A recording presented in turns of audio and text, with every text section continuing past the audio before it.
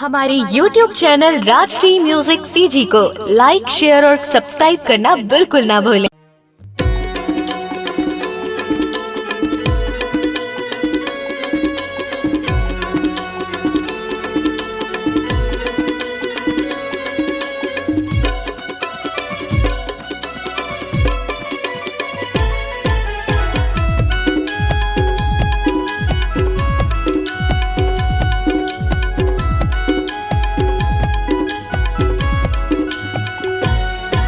जन्मदिन तोर सागा हे जन्मदिन मोर संगी, हे जन्मदिन तोर सागा हे जन्मदिन मोर संगी।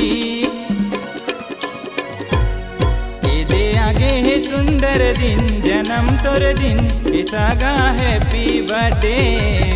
हे दे आगे हे सुंदर दिन जन्म तोर दिन हे सागा हैप्पी बर्थडे हे संगी हैप्पी बर्थडे।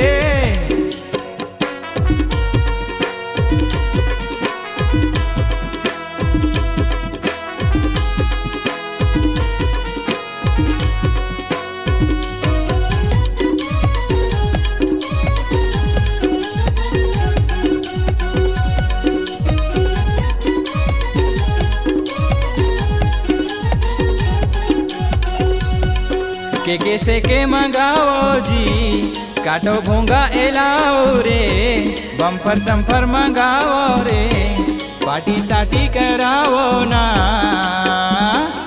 ए दे आगे है सुंदर दिन जन्म तोर दिन ए सागा हैप्पी बर्थडे।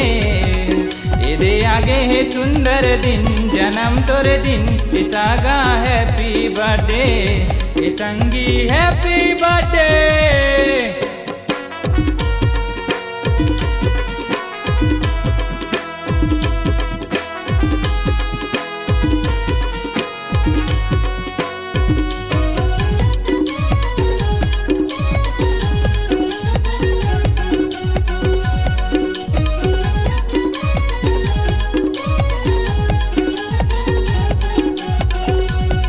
गाना साना उगाओ ना डीजे सीजे मना चोरे, गाड़ा गाड़ा बधाई तोला मोर तरफ से जोड़ी तोला।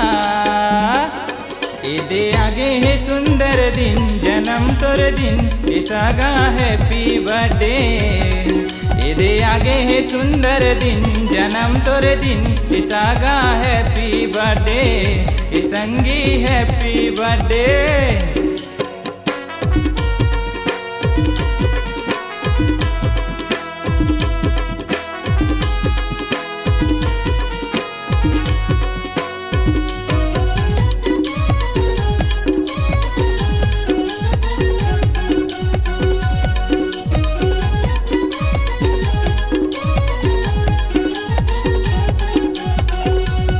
पिज्जा बर्गर मंगावो रे, ठंडा संडा पिलावो जी, सबो संगी यौ मिलके ना झूमो नाचो गाओ रे।